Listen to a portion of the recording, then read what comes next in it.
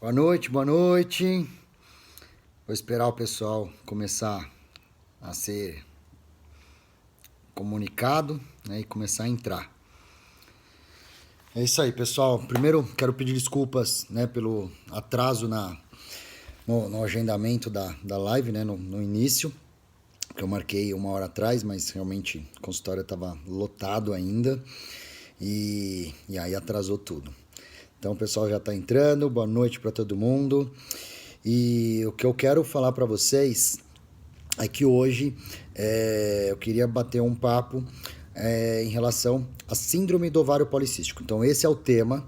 Então, eu não vou falar sobre outras causas de infertilidade, sobre fertilização, nada disso. Vou explicar um pouquinho para quem tem essa síndrome. Então, vamos lá. A síndrome do ovário policístico é um distúrbio hormonal metabólico que acomete cerca de 6% de todas as mulheres em idade reprodutiva. Ela pode ser iniciada desde a adolescência e pode até piorar na idade adulta.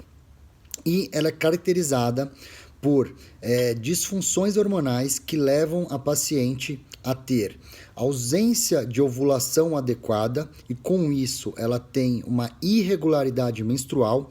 Então geralmente são mulheres que não menstruam regularmente, então ou tem um ciclo muito curto, geralmente abaixo de 24 dias, ou, que é o mais comum, um ciclo mais arrastado. Então são ciclos menstruais acima de 35 dias. Então, isso é uma das características da síndrome dos ovários policísticos. Uma outra característica é a presença de múltiplos folículos, múltiplos cistos nos ovários. Então, os ovários policísticos, eles são um sintoma do distúrbio hormonal da síndrome dos ovários policísticos. Mas muitas mulheres podem ter ovários policísticos, mas não ter a síndrome. Ou seja, são mulheres que têm múltiplos folículos no ovário, têm uma boa reserva ovariana, mas que elas menstruam regularmente e elas não apresentam mais nenhuma outra alteração da síndrome. E um terceiro sintoma importante da síndrome dos ovários policísticos é o aumento dos hormônios masculinos circulantes na mulher. E isso faz com que ela tenha ou aumento de pelos, ou muitas vezes aumento de acne, que é uma das queixas mais comuns. Então, a síndrome dos ovários policísticos é um distúrbio hormonal que causa ausência de ovulação ou uma ovulação ineficaz com alterações menstruais, aumento dos hormônios masculinos que causa acne e aumento da oleosidade da pele e aumento de pelos em regiões não habituais, aumento do que seria o normal, o esperado para as mulheres, né? E os próprios ovários policísticos visualizados no ultrassom. Vale lembrar que a síndrome dos ovários policísticos está relacionado a vários outros distúrbios. Então, quem tem a síndrome do ovário policístico tem mais a propensão a desenvolver diabetes, doenças cardiovasculares como AVC e infarto. Câncer de endométrio também é mais comum nas mulheres com síndrome do ovário policístico. E também obesidade e todos os distúrbios relacionados a isso, como esteatose hepática, que é o acúmulo de gordura no fígado. Então a gente sabe que tem uma correlação importante entre síndrome do ovário policístico e obesidade, sendo que também existem mulheres magras e que têm a síndrome do ovário policístico. Só que grande parte das mulheres com síndrome do ovário policístico apresenta uma tendência à obesidade e uma dificuldade para perder peso. Tudo isso porque é um distúrbio hormonal. E aí, a síndrome, ela sempre tem que ser tratada. Como qualquer outro distúrbio, se você tem um distúrbio hormonal da tireoide, a gente precisa tratar esse distúrbio. Se você tem um distúrbio hormonal do pâncreas, que não produz insulina e tem diabetes, precisa ser tratado. Da mesma maneira que a síndrome do ovário policístico tem que ser tratada. Voltando primeiro na parte de causas da síndrome, na verdade ninguém sabe exatamente a causa exata da da síndrome, o que leva uma pessoa a ter, mas a gente sabe que tem distúrbios e de fatores familiares envolvidos. Então, quem tem irmã ou mãe que teve ou tem síndrome do ovário policístico tem mais chance de ter também o mesmo distúrbio. E a gente sabe que pode ser um distúrbio relacionado na hipófise. A hipófise é uma glândula ali embaixo do cérebro que manda hormônios, que regula todos os hormônios liberados pelo ovário, e também a hipófise libera outros hormônios que estão relacionados a outras glândulas, como a própria tireoide, como a própria suprarrenal e tudo mais. Mas, especificamente na parte do eixo hormonal de hipófise e ovário, a gente sabe que tem um desbalanço entre esses hormônios. Pois bem, a gente pode dividir a parte da síndrome, né, em mulheres que querem engravidar e as mulheres que não querem engravidar. Lembrando que a ausência de menstruação é um dos principais sintomas, e mesmo as mulheres que não querem engravidar no momento, elas devem fazer sim o tratamento adequado para a síndrome do ovário policístico por todos aqueles riscos que eu falei.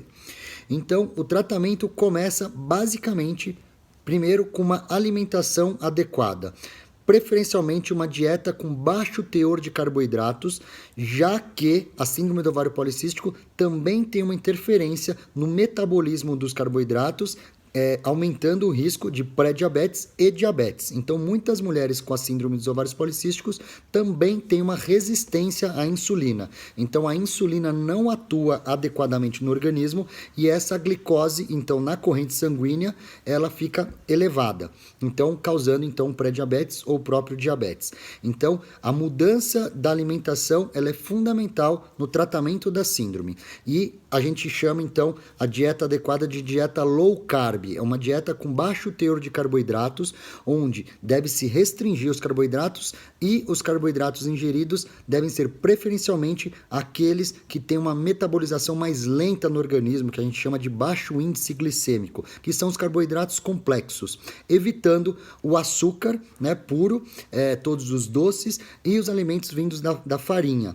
Então, tudo isso deve ser diminuído, ou arroz e a batata.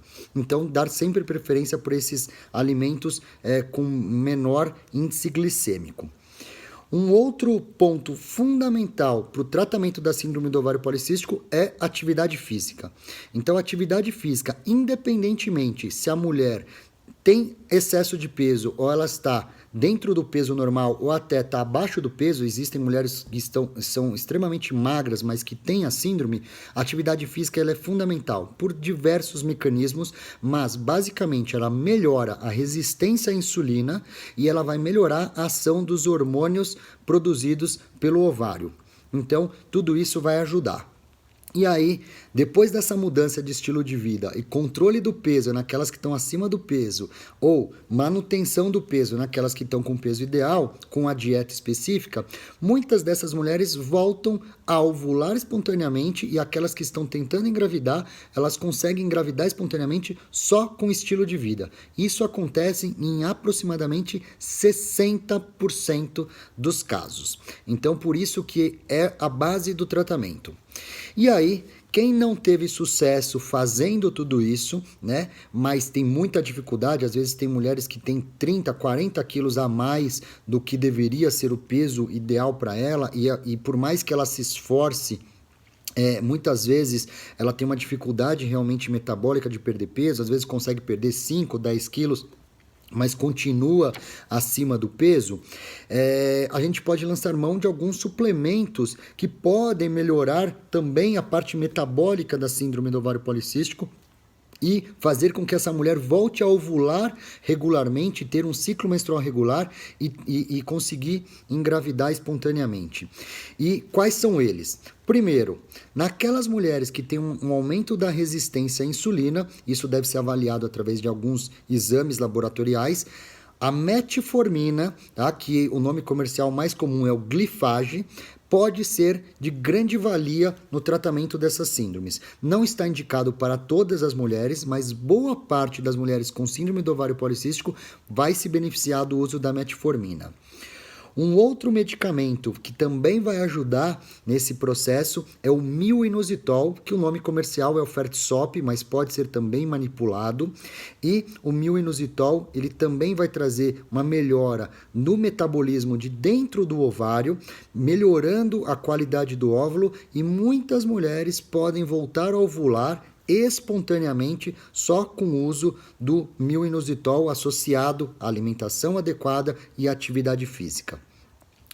A gente sabe que algumas vitaminas podem ajudar muito também nas mulheres com síndrome do ovário policístico, entre elas a vitamina D. A vitamina D a gente absorve através da exposição ao sol, mas muitas pessoas, como não conseguem, pode fazer a suplementação de vitamina D, e o ideal é que a vitamina D esteja acima de 40 nanogramas por ml na corrente sanguínea. Então muita gente pergunta qual que é o nível adequado de vitamina D e o quanto suplementar. O quanto suplementar depende de quanto que vai subir na sua corrente sanguínea, que isso é individual. Então o ideal é dosar na corrente sanguínea para saber se você está usando a dose correta. E às vezes a gente vê pessoas usando a vitamina D, mas numa subdose, que aquela é a dose de manutenção. Então muitas vezes tem que sim fazer uma dose de ataque, algumas vezes com doses mais altas, semanais de vitamina D, outras vezes com vitamina D injetável para subir mais rapidamente a vitamina D, e depois sim fazer a dose de manutenção quando a sua vitamina D já passou de 40 no nível sanguíneo. Então, quando é dosado a vitamina D. E uma outra vitamina importante, na verdade é um antioxidante importante na síndrome dos ovários policísticos, na SOP, né, que é a sigla da síndrome do ovário policístico, é o uso da coenzima Q10. A coenzima Q10 é um antioxidante que nós temos em todas as nossas células e que algumas mulheres, boa parte das mulheres com síndrome do ovário policístico pode ter uma deficiência da coenzima Q10. E a reposição de coenzima Q10 pode ajudar também a ter aumento da melhora da qualidade dos óvulos e pode fazer engravidar mais rapidamente. Mais recentemente também foi visto estudos mostrando que o uso de probióticos, que são as bactérias saudáveis que habitam o nosso organismo, principalmente o nosso trato gastrointestinal, esses probióticos podem ajudar também no metabolismo da síndrome do ovário policístico, e o uso dos probióticos podem ajudar. Como eu disse para vocês, a síndrome do ovário policístico é um distúrbio complexo, que faz com que os hormônios não se entendam. Então você produz os hormônios, mas eles não se entendem entre si, e isso faz a repercussão que tem de aumentar o risco de câncer de endométrio, aumentar o risco de doença cardiovascular, aumentar o índice de obesidade e causar infertilidade, que é um dos principais sintomas e consequências da síndrome do ovário policístico. E aí, quando a mulher fez tudo isso, então ela melhorou, ajustou a dieta, ajustou a atividade física, usou os suplementos, usando metformina, usando mil-inositol, mas nada acontece e aquele casal está tentando engravidar e não acontece a gravidez. Aí sim, quando essa mulher tem um distúrbio ovulatório comprovado, que ela não ovula espontaneamente, não está conseguindo ovular, aí nesse caso a gente lança a mão de indutores da ovulação. Todo mundo conhece indutores e muita gente usa até por conta, algumas pessoas usam com acompanhamento médico, porém outras até usam sem qualquer acompanhamento médico o uso do citrato de clomifeno, que o nome comercial mais comum é o Clomid. O que o citrato de clomifeno faz no organismo? Então ele vai tentar fazer com que a hipófise produza o FSH, que é o hormônio que vai estimular o folículo do ovário a crescer e depois ter o processo de ovulação. Então ele é um indutor da ovulação. Só que o citrato de clomifeno ele pode ser ineficaz em 30% das mulheres com síndrome do ovário policístico. Então, 30% das mulheres têm resistência ao citrato de clomifeno e ele não funciona. Então, precisa sempre monitorar esse uso do citrato de clomifeno. E quando você usa o indutor da ovulação, você pode ter o aumento de outros folículos no ovário. E a mulher, em vez de liberar um óvulo, ela pode liberar mais de um óvulo. E se não fizer acompanhamento médico com ultrassom seriado, ela não fica sabendo e ela pode liberar e ovular 3, 4 óvulos com citrato de clomifeno e aí corre o risco de engravidar de trigêmeos e até de quadrigêmeos. Por isso que a gente sempre recomenda fazer o uso de indutor da ovulação com acompanhamento médico. Só que atualmente o indutor da ovulação, que é mais aceito, que tem menos efeitos colaterais do que o citrato de clomifeno, é mais seguro porque inibe o crescimento de vários folículos. Normalmente ele faz crescer no máximo 2 folículos, então é mais seguro. O letrozol. Então o letrozol, que o nome comercial mais comum é o Femara, ele também é um indutor da ovulação, também deve ser feito com acompanhamento e boa parte das mulheres, mais de 80% das mulheres, conseguem ovular com o uso do letrozol. E aí que vem a grande questão. Se o seu fator de infertilidade for apenas a síndrome do ovário policístico, você pode ter uma boa chance de sucesso fazendo isso. Mas para que você use o indutor da ovulação, tem que ficar muito caracterizado que essa é apenas a única causa de infertilidade. Se tiver alguma alteração no sêmen, não adianta ficar fazendo indutor da ovulação, porque talvez o espermatozoide não consiga chegar até o óvulo. Se tiver alteração das trompas, a mesma coisa. Talvez você libere o óvulo, mas a trompa não consegue fazer o papel dela de coletar esse óvulo, de captar esse óvulo e fazer o encontro entre óvulo e espermatozoide acontecer, porque é sempre na trompa que acontece a fertilização do óvulo pelo espermatozoide. E se tiver algum outro fator associado, endometriose profunda, se tiver um fator imunológico, se tiver uma inflamação crônica no útero, alguma coisa que diminua o processo de implantação de um embrião. Então, para fazer o uso do indutor da ovulação, tem que ficar muito caracterizado através de toda a pesquisa de infertilidade que aquela é a única causa de infertilidade da mulher. E aí sim, da mulher não, do casal, porque quem engravida é o casal. Então sempre deve ser investigado o casal. E aí, boa parte das mulheres podem ter um sucesso. E a gente recomenda o uso de indutor da ovulação por cerca de 3 meses a, no máximo, em alguns casos, até 6 meses. O ideal são 3 ciclos com indutores da ovulação. Em alguns casos específicos, a gente pode fazer o uso de mais 3 ciclos. Não recomendamos o uso de mais de 6 meses, nem do citrato de clomifeno e nem do letrozol, por causa dos efeitos colaterais que esses remédios podem causar. E aí, quando não tem sucesso de forma alguma, já foi feito todos os tipos de tratamento, a mulher conseguiu perder peso, ela melhorou a dieta, tá tudo em ordem, usa os suplementos, mas a gravidez não vem e foi comprovado que a única causa é ausência de ovulação. Aí, nesse caso, quando não deu certo com esses indutores de ovulação mais rotineiros, que é comprimido, que são mais baratos, aí a gente lança a mão dos próprios hormônios que a hipófise deveria liberar adequadamente, mas que não libera por esse distúrbio. E aí a gente lança a mão, então, dos hormônios injetáveis. Aí não existe hormônio mais por forma de comprimido, então esses hormônios são injetáveis e aí sim precisa de um acompanhamento médico para regular a dose, porque esses hormônios em excesso podem fazer uma superovulação e isso é extremamente perigoso, então sempre com acompanhamento médico. E aí a gente pode fazer um tratamento que é um tratamento de baixa complexidade, que é a inseminação artificial. O que é uma inseminação artificial?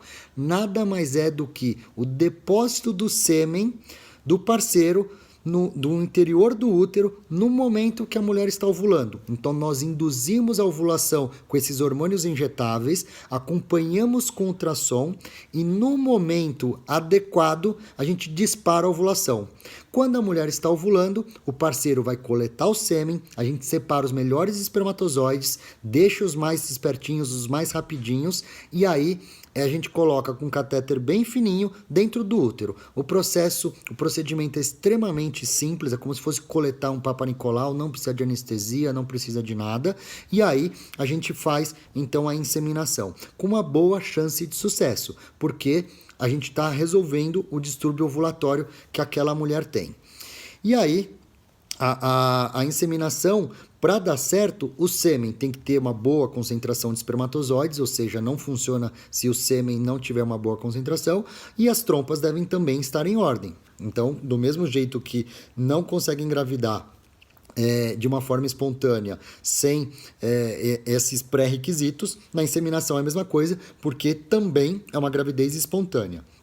E aí, quando não resolve com a inseminação, muitas vezes a gente indica uma fertilização in vitro para aquela mulher com síndrome do ovário policístico, mesmo quando é a única causa. Mas isso é por falha de tratamentos anteriores. Então, do mesmo jeito que o coito programado, que é a relação sexual depois da indução, a gente tenta por no máximo 3 a 6 meses, a inseminação artificial também, a recomendação é tentar no máximo 3 vezes. Se 3 inseminações artificiais não surtiram efeito, aí o próximo passo é partir para uma fertilização in vitro, onde a gente faz a indução, mas coleta o óvulo e esse encontro acontece no laboratório. Essa é a diferença entre inseminação artificial e fertilização in vitro, que não são sinônimos.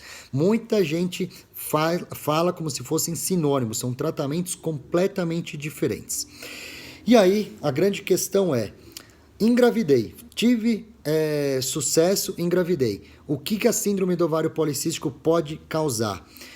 Por ser um distúrbio hormonal e metabólico, ela aumenta ainda assim, mesmo depois que engravidou, ela aumenta o risco de aborto. Então, mulheres com síndrome do ovário policístico têm uma taxa maior de aborto daquelas mulheres que não têm, e também está implicado em piores desfechos obstétricos, ou seja, piores complicações, com um índice maior de complicações obstétricas, como pré-eclâmpsia, diabetes na gestação e prematuridade, parto prematuro. Ou seja, é uma síndrome completamente implicada em diversos outros sistemas, órgãos do nosso organismo, né? E que realmente tem uma repercussão muito grande. Por isso que a base do tratamento sempre vai ter que ser mexendo com esses distúrbios metabólicos através da atividade física e alimentação adequada. Porque muitas vezes você pode pensar, não, é simples, eu vou lá e faço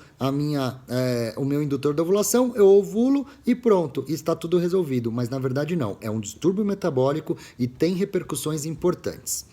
Para aquela mulher que não quer engravidar, então fala assim, não, eu tenho a síndrome do ovário policístico, minha menstruação é uma bagunça, super irregular, eu tenho aumento de acne, de pelos, mas eu não quero engravidar, tenho 20 anos, 25 anos, eu só quero engravidar depois dos 30. O que eu tenho que fazer? Primeiro, tem que sempre tratar a síndrome. Então, muitas mulheres falam, não, tudo bem, eu uso preservativo, me previno de não engravidar, e eu acho maravilhoso não menstruar todo mês. Então, se eu menstruo a cada 60 dias, 90 dias, ou se eu nem menstruo e eu preciso tomar hormônio para menstruar, porque senão eu não menstruo adequadamente, isso daí faz com que eu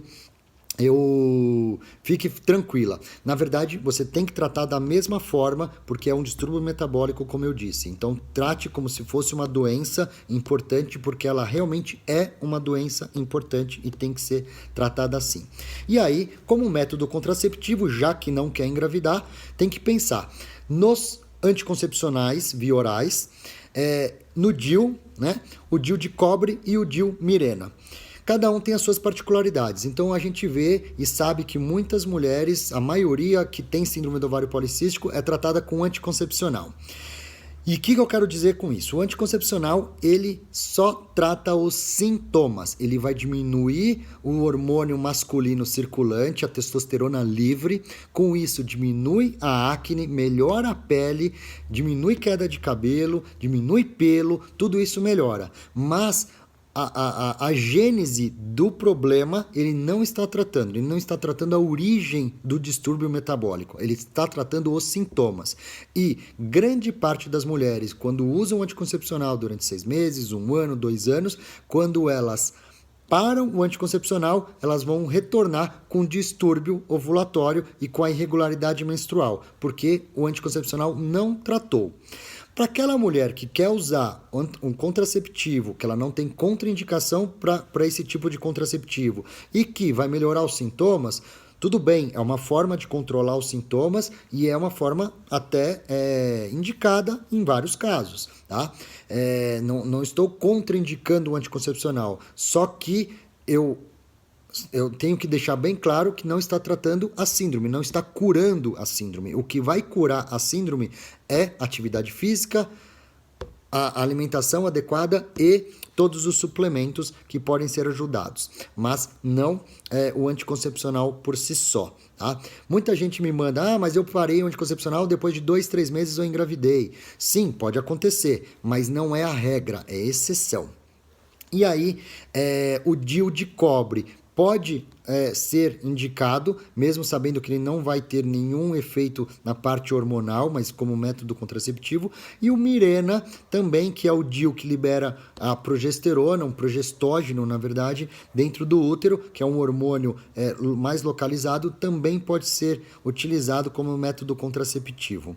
O que eu sou contra, e quero deixar bem claro para vocês, é o fato de que muitas mulheres que estão tentando engravidar, quando elas passam no ginecologista, o ginecologista muitas vezes não consegue manusear aquela síndrome, não consegue fazer com que ela ovule, então ele passa um anticoncepcional e fala assim, então faz o seguinte, você vai usar 6 meses de anticoncepcional e depois você para e tenta de novo, como se os 6 meses fossem suficientes para curar a síndrome. E na verdade não acontece isso, depois que ela para o anticoncepcional, ela tem dificuldade de novo e tudo que fez foi perder 6 meses de tentativa tentando tratar a síndrome. Então, na verdade, se não tem sucesso, não tem ovulação espontânea, com outras medidas, o anticoncepcional não vai fazer você ovular depois e só está impedindo que você tente engravidar no menor tempo possível. E a sua reserva ovariana vai caindo ao longo do tempo, independentemente se você usa anticoncepcional ou não. Então a gente não poupa óvulos a partir do momento que está usando anticoncepcional, como muita gente pensa, e alguns ginecologistas já orientaram assim suas pacientes, né? Às vezes eu pego no consultório e o paciente fala assim, não, mas meu ginecologista falou que eu não estava gastando meus óvulos porque eu usava anticoncepcional. Infelizmente isso não é possível, vocês gastam sim, todos os meses os folículos vão se acabando, independentemente se ovula ou se não ovula. E aí a conduta é sempre tentar entrar com o indutor da ovulação. Um outro erro muito comum que eu percebo muito no consultório é quando o ginecologista dá para aquela mulher que está tentando engravidar, não aquela que não está tentando, mas naquela que está tentando, ele dá progesterona na segunda fase do ciclo menstrual. Então, muitas vezes, ele fala, menstrua, e ele dá um indutor para menstruar, menstrua, depois no 14º, 15º dia da menstruação, você começa com a progesterona. Usa a progesterona por um determinado número de dias, que é variável de acordo com o ginecologista, e aí quando você para a progesterona, você vai menstruar de novo. E sim, você vai menstruar, mas isso não fez você ovular. Então é isso que é importante. A progesterona não foi um indutor da ovulação, não fez ovular e você só vai menstruar porque você teve uma privação daquele hormônio que deveria ter sido produzido pelo seu ovário pós-ovulação, mas que ele não produziu, e aí faz você ter uma falsa impressão que está tudo regulado, porque a partir de então você menstrua todos os meses, a cada 28 dias, tudo certinho, e achando que está uma beleza. E aí você vai tentando fazer isso durante meses e meses e meses, até uma hora que você fala assim, opa, não está acontecendo nada, eu não consegui engravidar, mesmo menstruando toda vez. Lógico, porque ele não fez você ovular, ele corrigiu só um sintoma do ovário policístico, que é ausência de progesterona na segunda fase. Por que não tem progesterona? Porque não ovulou. Se o seu ovário, se você ovula, o seu ovário produz a progesterona. Se você não produziu progesterona porque não ovulou e ele te dá progesterona, o seu endométrio, que é a camada interna do útero, quando para a progesterona, vai descamar porque ele interpretou da mesma maneira, como se o seu ovário tivesse trabalhado, mas ele não trabalhou. Então isso também é um erro extremamente comum. Então isso não é tratamento para quem quer engravidar, usar a progesterona. E por fim, um outro erro muito comum que a gente vê é o uso de cicloprimogina para quem quer engravidar também, que só vai regular a menstruação, então a mulher passa a menstruar a cada 28 dias, mas eu não estou tendo ovulação da mesma maneira, não estou tratando a origem do problema, eu não estou fazendo aquela mulher ovular. Então isso é fundamental e eu pego isso com muita frequência. Então, a pessoa fica um ano e meio, falando assim, não, que agora eu estou tratando a síndrome do ovário policístico com cicloprimogina. Se ela não quer engravidar, ok, pode usar o cicloprimogina para ter um ciclo menstrual regular, já que ela quer menstruar, ótimo. Mas se ela se ela está tentando engravidar, não adianta tomar o cicloprimogina. Então ela deve fazer algum outro tipo de tratamento com indutores da ovulação quando não teve sucesso aquilo tudo que eu falei anteriormente. Tá? Então era isso que eu queria passar para vocês. A síndrome do ovário policístico, ela tem tratamento. Boa parte das mulheres, grande maioria das mulheres engravidam com síndrome do ovário policístico. Então não é nada desesperador, mas muitas vezes precisa sim de uma ajuda médica e tem todo um escalonamento dessa ajuda, tá? Então, é isso que eu tinha para passar para vocês. Agora, eu vou tentar, já que eu tentei fazer um resumo, não li nada do que vocês estão me mandando para eu não me desconcentrar, então só fiquei olhando ali na câmerazinha. Então, agora eu vou tentar falar alguma coisa aqui de perguntas e respostas para vocês. Então, deixa eu ver. Fiz uma transvaginal depois do ciclo com clomide e não foi localizado meus ovários. Nesse caso, eu não reagi bem ao tratamento. Na verdade, se não foi visto o seu ovário, não sei como é que foi visto, como é que foi feito esse ultrassom, né? Porque deveria ter sido visto sim os seus ovários para saber se teve crescimento de folículo e depois se rompeu o folículo ou não, se teve ovulação ou não. E uma dica importante para vocês, lembrando, é como saber se ovulou ou não ovulou, né? É simples. Dosem a progesterona na segunda fase do ciclo menstrual. Então, geralmente no 21º, 22º dia do ciclo, se dosa a progesterona na corrente sanguínea e ela estiver alta é porque ovulou. Obviamente, em mulheres que não estão usando a progesterona, né? Então, não pode estar usando nenhum tipo de progesterona, que aí faria um falso positivo, né? Então, tem que ser completamente sem nenhum tipo de hormônio. Se aumentou a progesterona, é porque ovulou. Se não aumentou a progesterona, então é porque não houve ovulação.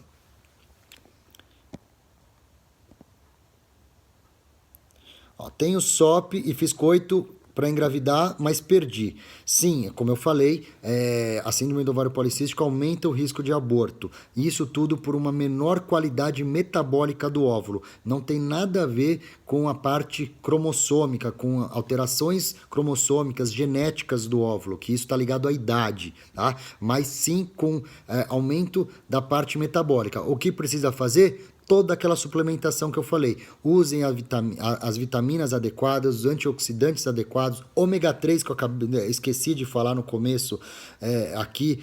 O ômega 3 é importante para quem tem síndrome do ovário policístico.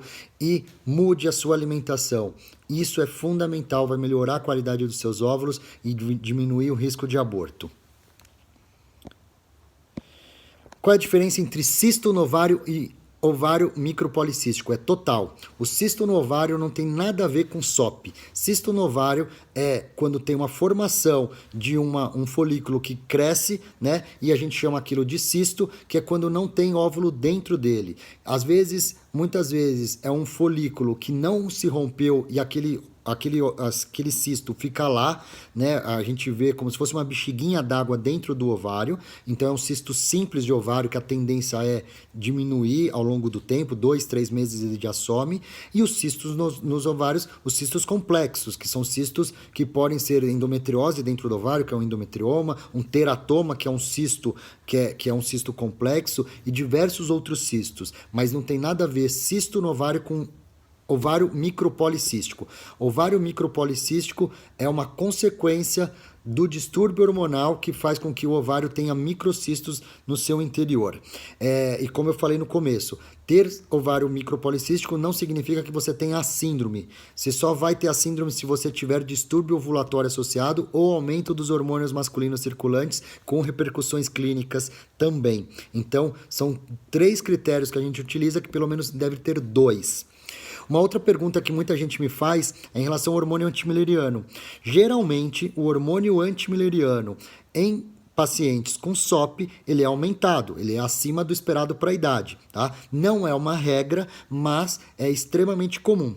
E o fato de muitas vezes ter o hormônio antimileriano normal não significa que você não tenha SOP. Então, o diagnóstico de SOP é irregularidade menstrual com aumento do intervalo entre as menstruações, geralmente acima de 35 dias, mais a síndrome do ovário policístico e mais o aumento de acne ou pelos no corpo, tá?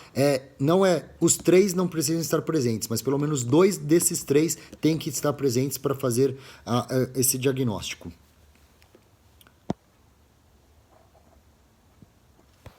Deixa eu ver o que mais. Tem muita gente perguntando sobre outras perguntas não relacionadas à SOP, né? Como eu expliquei no começo da live, o objetivo era sempre falar só sobre síndrome do ovário policístico, por isso que eu não vou falar sobre outras questões. Depois a gente marca outros temas, podemos falar de endometriose, outros fatores de infertilidade, fator de fertilidade masculino, e tudo que vocês quiserem, trombofilias, a gente marca um monte de live, mas a gente... Vamos focar aqui na síndrome do ovário policístico. Deixa eu ver, que mais? Estão falando do Indux. O Indux é sinônimo do Clomid, tá? É uma outra marca comercial. Então, Indux e Clomid são a mesma coisa, só são laboratórios diferentes que produzem. E aí eu já comentei, então, que é o citrato de clomifeno. Victosa, deixa eu ver que perguntou aqui, ajuda a engravidar para quem tem SOP? O Victosa ajuda você a perder peso. Perder peso pode te ajudar a melhorar a síndrome do ovário policístico, que vai melhorar para você engravidar. Então, indiretamente, o Victosa pode ser uma opção, sim, para ajudar a perder peso, mas sempre associado à alimentação e atividade física. O Victosa, como nenhum outro, qualquer outro medicamento, sozinho, isoladamente, não faz milagre. O que ajuda é fazer atividade física e alimentação equilibrada, e aí sim, lançar mão de alguns medicamentos que podem te ajudar, pode te dar um empurrãozinho para perder peso e te ajudar com a SOP, isso é válido.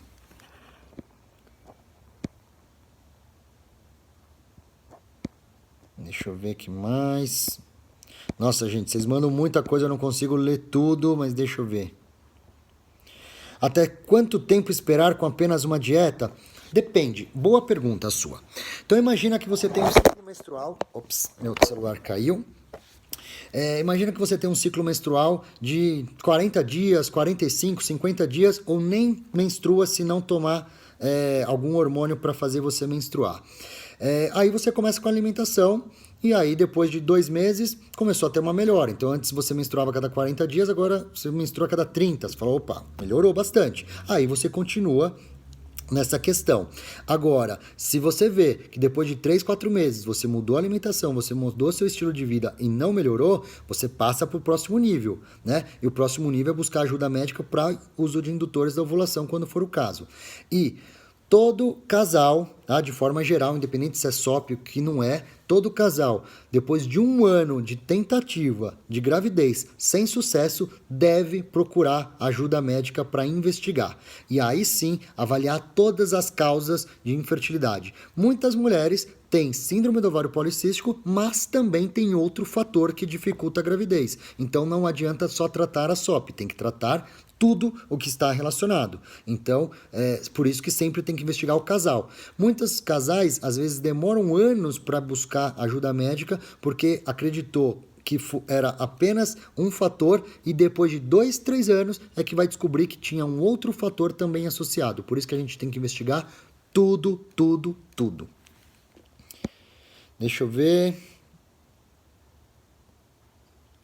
Qual o tratamento para a SOP? Endócrino ou ginecologista? Depende do ginecologista e depende do endócrino. Se for um endocrinologista que estiver habituado a tratar SOP, ótimo, é um distúrbio endócrino, metabólico, e o endocrinologista tem completa capacidade de fazer isso. E um bom ginecologista também, que tem conhecimento da origem do problema e que não trata apenas os sintomas, que vai tratar a causa, também pode ser uma boa indicação. O que a gente vê com frequência, e que eu estou tentando passar de mensagem para vocês nesse live, é justamente que não se deve tratar apenas os sintomas e tratar a causa, para vocês conseguirem diminuir o risco que vocês têm pela doença e conseguir engravidar, que muitas de vocês, eu acho que a grande maioria que está me assistindo, tem esse objetivo.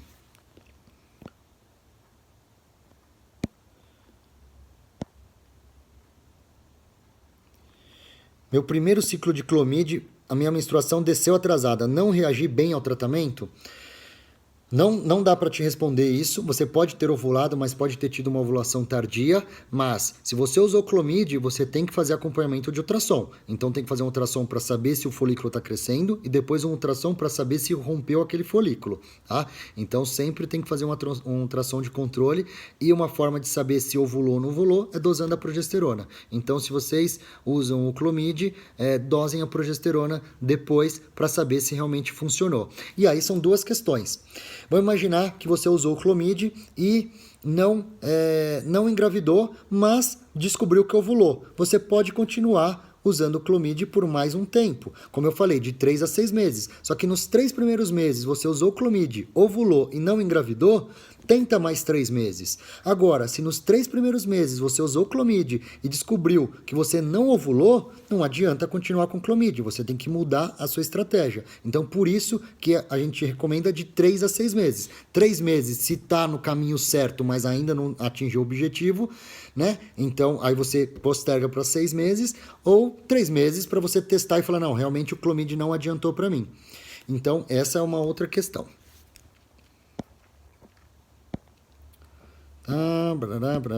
Pessoal, vocês estão perguntando muita coisa de outros fatores, aborto de repetição e tudo mais.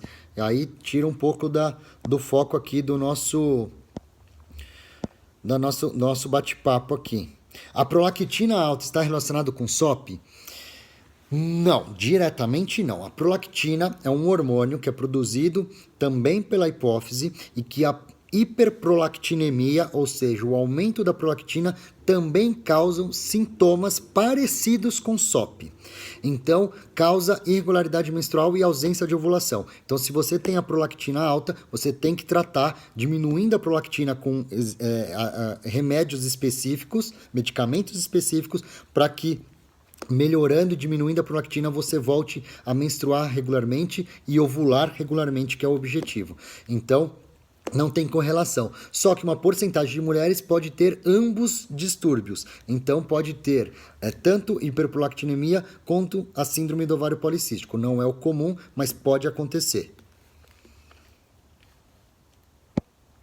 Tantinha é bom para SOP? Tantinha é um contraceptivo hormonal que tem etinil, estradiol e progestógeno. Ele é muito parecido com a maioria dos outros anticoncepcionais. Ele só tem uma dose pequena de 15 microgramas.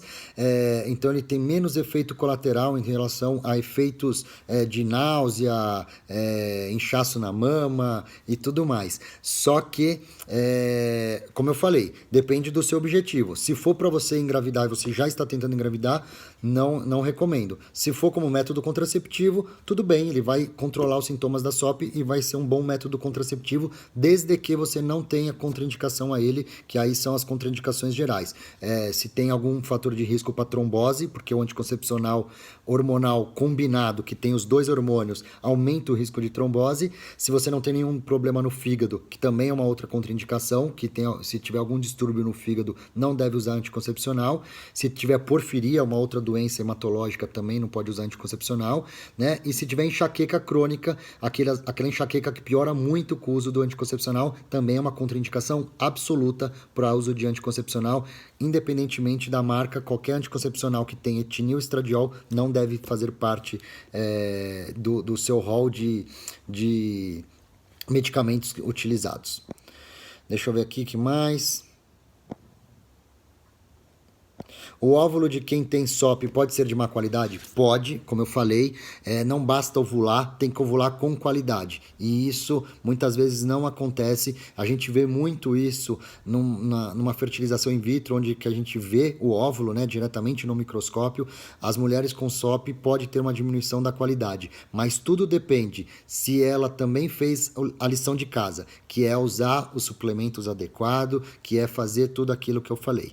Então, lembre-se, sempre tem uma pirâmide. A gente começa com atividade física e dieta balanceada, depois os suplementos adequados, as vitaminas adequadas, né? Então, vitamina E também, eu não falei no começo, mas a vitamina E é importante para a síndrome do ovário policístico. O metilfolato é fundamental para qualquer mulher que está tentando engravidar, né? Usar o metilfolato, que é a forma ativa do ácido fólico, também é importante. Então, tudo isso vai melhorando esse processo, né? A vitamina C também pode ajudar bastante.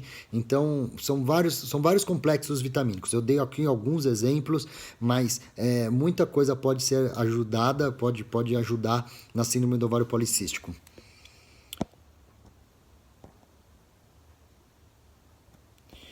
Algumas pessoas estão me perguntando algumas coisas que já falei no começo da live, então eu vou tentar deixar gravado aqui, vocês veem depois, tá?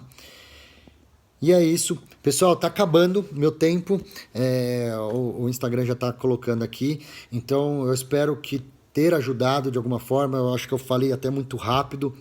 Às vezes é a ansiedade de querer falar tudo e conseguir tentar acompanhar vocês, mas muitas vezes eu não consigo.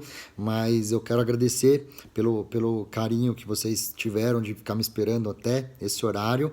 E o meu objetivo sempre é trazer informação e ajudar principalmente aquelas pessoas que não conseguem ter acesso a essas informações diretamente. E eu sempre vou lembrar vocês que eu recebo muitos directs, eu recebo mais de 200, 250 directs por dia e muita gente me pergunta coisas que eu não posso responder porque o CRM não permite. Então eu não vejo exames em rede social, eu não respondo perguntas diretas como se fosse uma consulta médica, porque o CRM não permite, tá? Então eu leio muitas vezes, mas eu só respondo quando são dúvidas gerais e quando eu posso ajudar mais pessoas dessa forma, para não caracterizar uma consulta médica online, porque isso o CRM não me permite, tá? Isso não é má vontade, não é estrelismo, não é nada. Na verdade, é só uma precaução, porque para não fazer o que o CRM não permite em relação à consulta médica, tá? E muitas vezes a resposta não é tão simples, não é uma frase que vai lá e fala sim, não, pode, não pode, né? Posso fazer isso, posso fazer aquilo? Tudo vai depender de um contexto, então a gente avalia todo um quadro clínico. A mesma forma que eu dei um monte de informação para vocês, e não é por isso que vocês amanhã passam na farmácia e ficam comprando todos os suplementos e começam a usar. Aquilo é uma base para vocês conversarem com o médico de vocês, para vocês serem avaliadas, para vocês entenderem um pouco como é complexo tudo isso, mas que vocês têm uma linha de tratamento, né? E muitas vezes é uma informação que vocês não conseguem achar na internet com uma facilidade maior, porque a gente sabe que tem muita coisa boa na internet, mas tem muita coisa que não tá legal na internet, ou coisa muito antiga, e textos às vezes foram escritos 10 anos atrás e a medicina já mudou e ainda continua lá e vocês acham aquilo no Google e acham o máximo e segue aquilo. Então a gente sempre tem que renovar. A medicina é uma ciência transitória, né? Então sempre a gente tem que estar em evolução, tá?